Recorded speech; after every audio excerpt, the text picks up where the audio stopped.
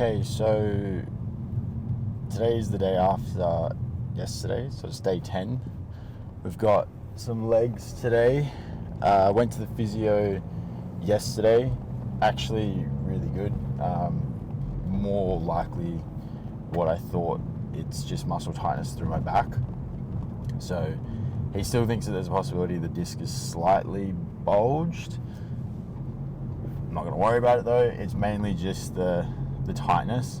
So mobility is like definitely a big priority at the minute, which has been heavily neglected. So we will be doing a bit of mobility for this leg session, and we won't be going as heavy in compound movements.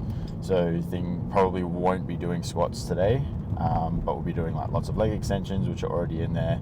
And then we'll have a suss at what hamstring machines there are. So going back to that gym that I was at yesterday, so excited for that.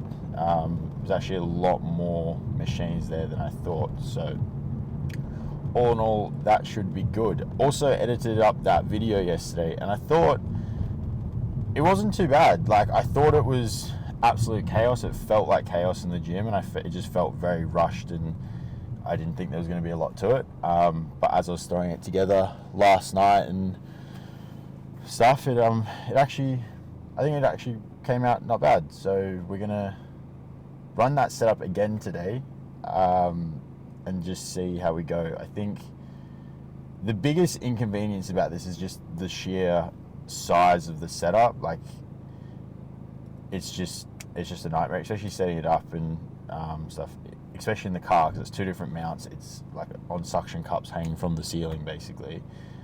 But other than that, the actual editing process isn't as much of a headache as I thought. The color grade, I already sort of knew what I was doing with it, so I didn't have to mess around with that too much, and it kind of came together almost as quickly as the other ones. It's more the filming that takes a lot more time. But I mean, I think we're going to suck it up for now until we get a new camera. Speaking of cameras, I get a lot of messages asking me what is a good camera setup. Lots of people ask me what my camera setup is, and I can tell you now, this setup is absolute overkill. And the only reason, and I do mean the only reason I run this setup, is because it's just what I had when I was doing videography and photography full time, and I haven't quite brought myself to bringing something that's a bit more compact, just for vlogging, as it's super new, and I'm holding myself back from just dumping a heap of money into it just yet. So when it comes to cameras and equipment, that I think people that want to start doing like more stuff in the gym on a very basic entry level, what cameras they should get, my top 2 suggestions would be, now this is taking into account that you won't be color grading, and again, the entry level cameras, so you're just going to mainly run it on auto. I would be running with a Sony ZV-E10, which is quite a good entry level. I think they're about $1,000 with a lens. I think that's a really good camera. And then the other one, which I haven't actually used and I don't know too much about, but I do hear phenomenal things about, is a Sony GX7, I believe. So those would be my 2 like entry level cameras for anyone that wants to like just up the quality and move towards something a bit more professional. That's what I would start using in the gym. Super small, super compact, super convenient, and probably as easy to set up as an iPhone, but it is just going to be like that little bit more crisp. You can obviously do have more control over it. Things like ISO, which I've explained in the past. ISO is basically like artificial light in your camera, but that's what makes it look grainy when you start pumping that up. And that is a little bit harder to control in the iPhone. So I hope that helps. As for audio, I have just bought, everyone uses the Rode mics. You would have seen the little black reflective squares. You'll notice that I don't use those. I've actually bought the DJI wireless mics, and I love them so far. So in terms of audio quality, they'd be on par, but when it comes to usability with them, they are so much better. Like, the stuff that you get with it for example, the Rode mics to charge, they all have an input to charge. So you've got the receiver, which is the thing that goes into your camera that receives the signal, and then you've got the transmitter, which is the microphone. To charge those, you need a cord for each, so you need 3 chargers going at once, and it's just a nightmare, and they don't really last that long either.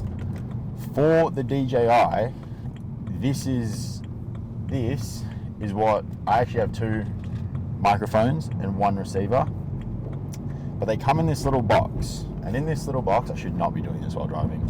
In this little box, there's the receiver. Oh, you can't really see them. There's the receiver. There's 2 different ports, so one for iPhone, one for USB-C, and a clip. And this case actually charges them twice. So I get, because I only use 1 microphone, I get 4 full charged transmitters, because I can go through both of them once, and then I can fully recharge them again once, and I can use them again. Amazing work by DJI. The only downside, which is not applicable to most people, is that they have other limitations, like you can only use 2 microphones for the transmitter.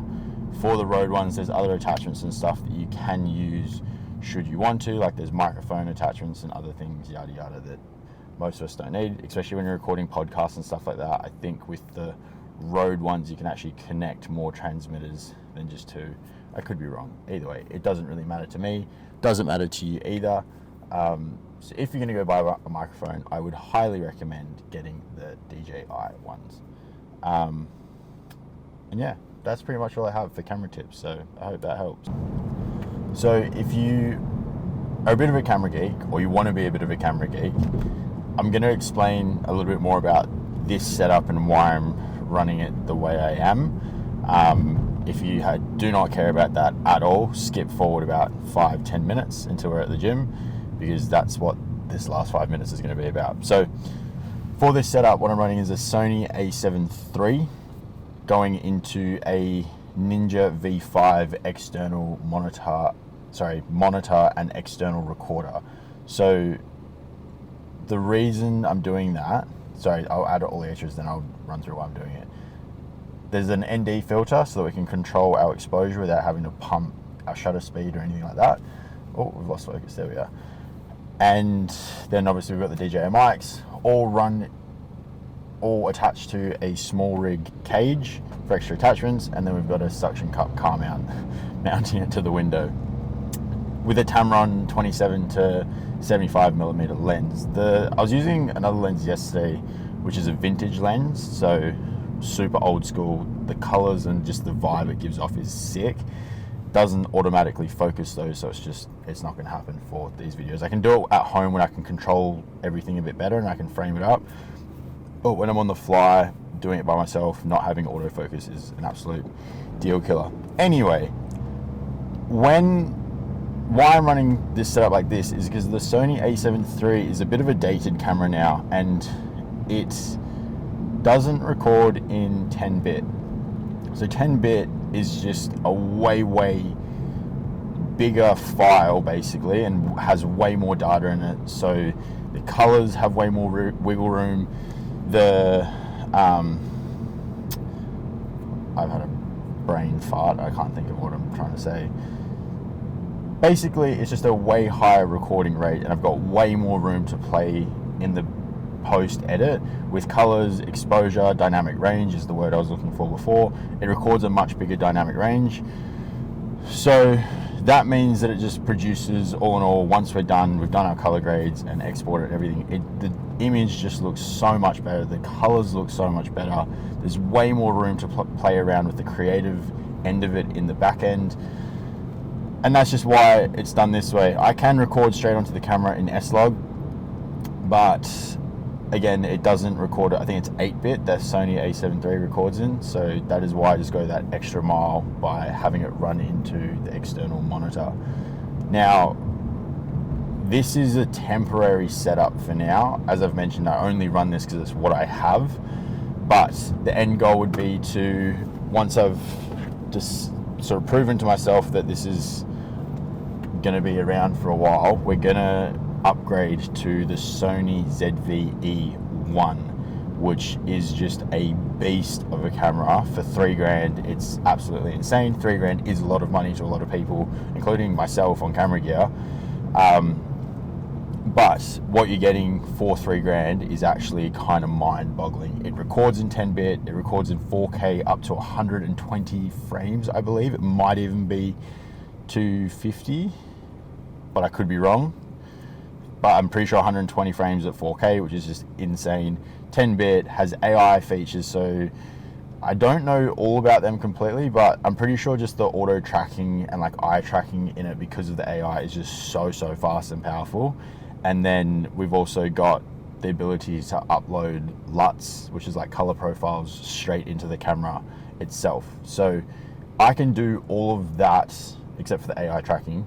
I can do all of that with the combination of the monitor and my camera.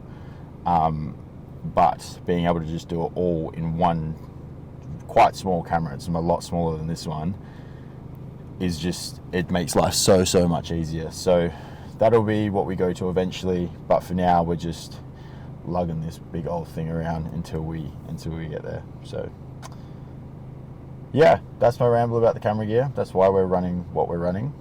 We're going to buy a black mist filter at some point just to add a little bit of cinematic flair to it. For those that don't know what a black mist lens is, it gives you just that nice glow around highlights. It softens the image so it's not super crisp. You'll notice that movies are always, they're never like these super ultra crisp high definition videos that you see on YouTube and stuff, because that's all DSLR.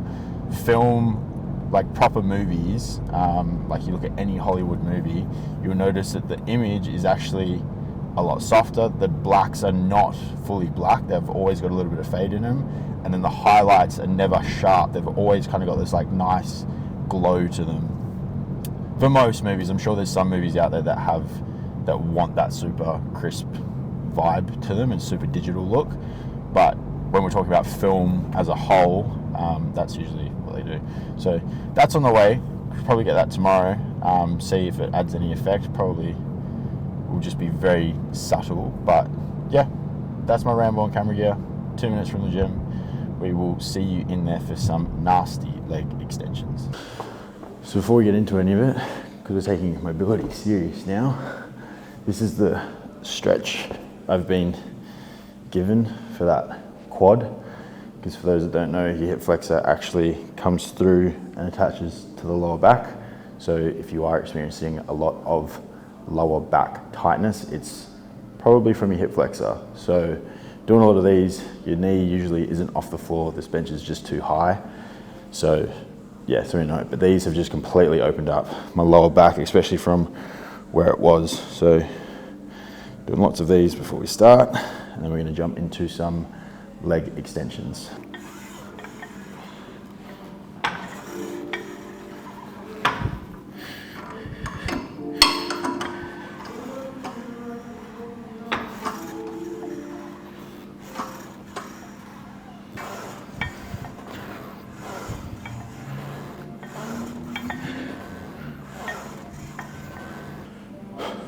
So we've done like 3 warm-up sets now.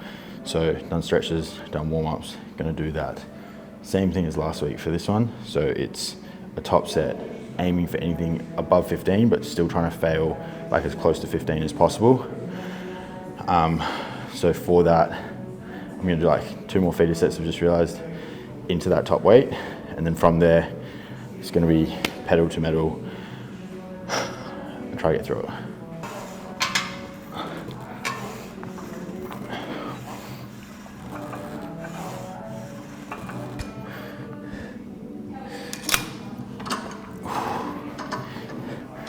Quite heavy, so this will be the heaviest that we've gone on leg extensions, just judging that based off numbers. Obviously, as mentioned, not every machine is the same, but this is going to be heavy either way.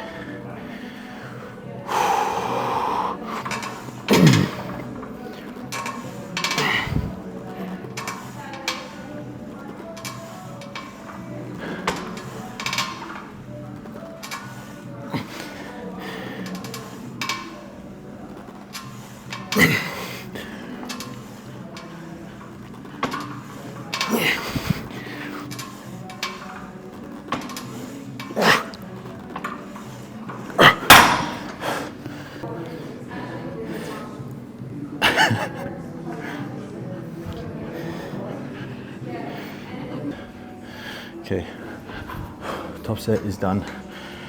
This is the back off set, so it's a rest pause, which means we go reps to failure and some, rest 15, reps to failure and some.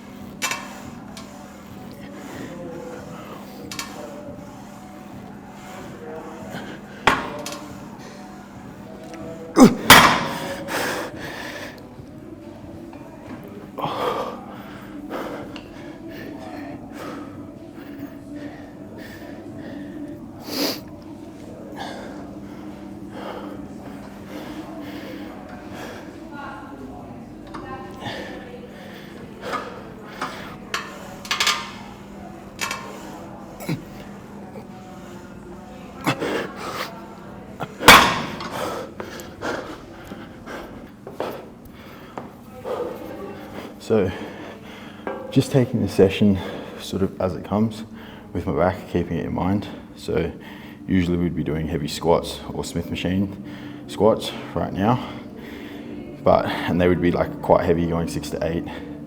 So instead of that, I'm gonna do some really heavy leg press and just switch the Smith and the leg press around. Usually we would go really heavy squats and then come over to the leg press, do a bit higher volume, like 10 to 12.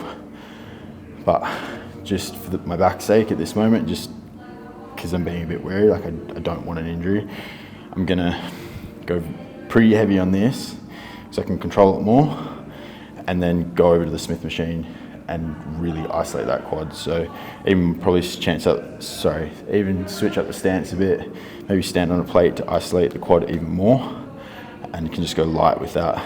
But that's what we're running with for now. Yep.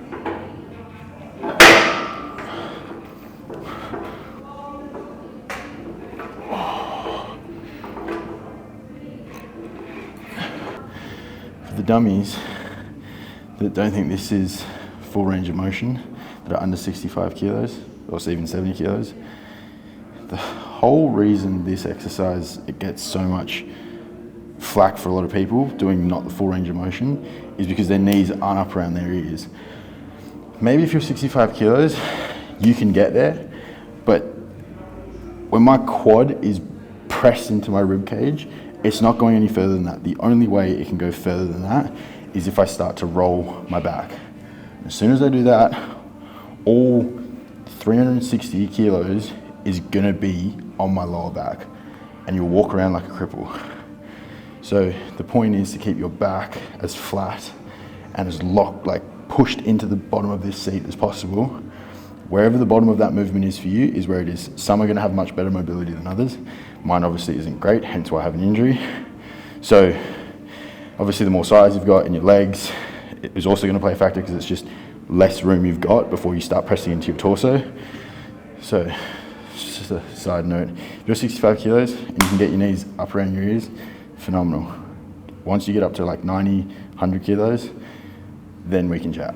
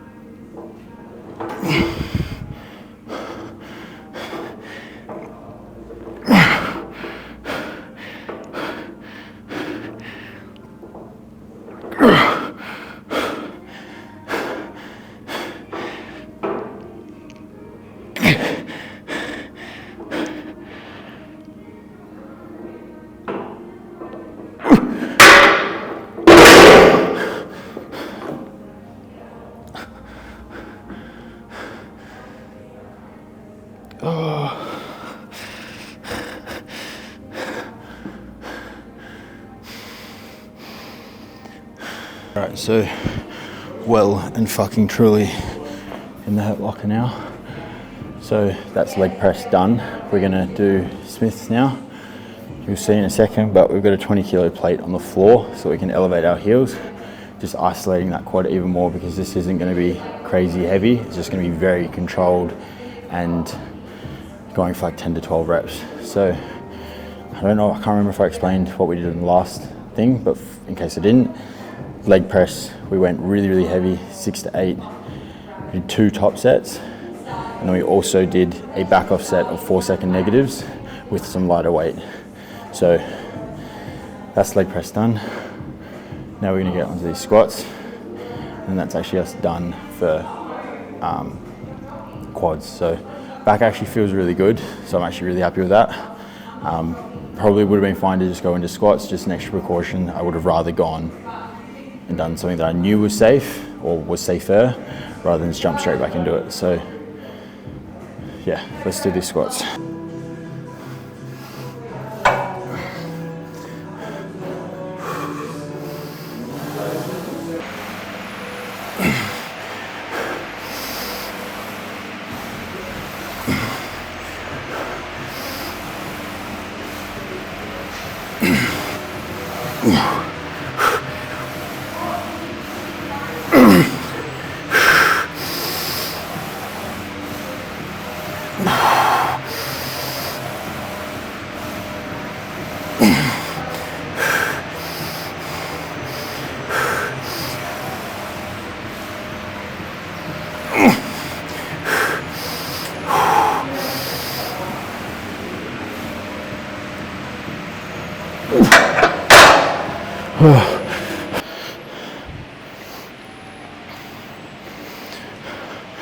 Alright, so we're done for quads. So we've done extensions, leg press, and close stance Smith machine squats with an elevated heel. So for those squats, I did 2 top sets, going for like 10 to 12. Pretty fucked after that. So now we're gonna do some hamstrings. Not doing like any RDLs or anything like that. They were originally in the program. Again, just it's not gonna happen today with my back. So we're gonna do this, and then we're gonna do some laying down ones. And then that should be us set. Then I need to find something for calves because they don't have like a seated one, which is what I usually do, but we probably just swap it out for some standing ones on the Smith machine. But for now, worry about these bad boys.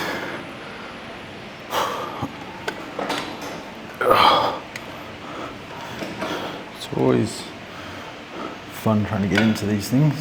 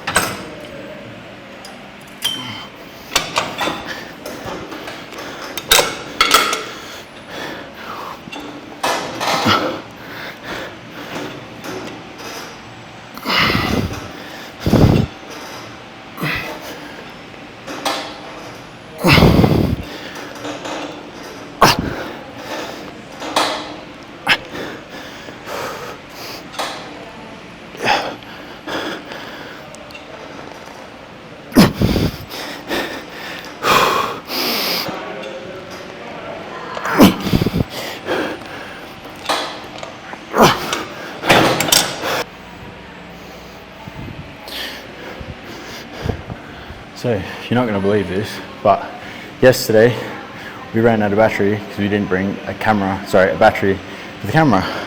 So today we brought 2 batteries so that there was no way we could run out of battery. But now I've got 25% on the monitor battery, which also uses batteries. How many times am I going to say battery in the next 30 seconds? So I brought a big battery and a smaller battery because they're all the batteries that I have for the monitor, and because this session has already gone for an hour and 40 minutes, it's managed to chew through both of them. So again, we're probably not going to make it through the whole session and get everything.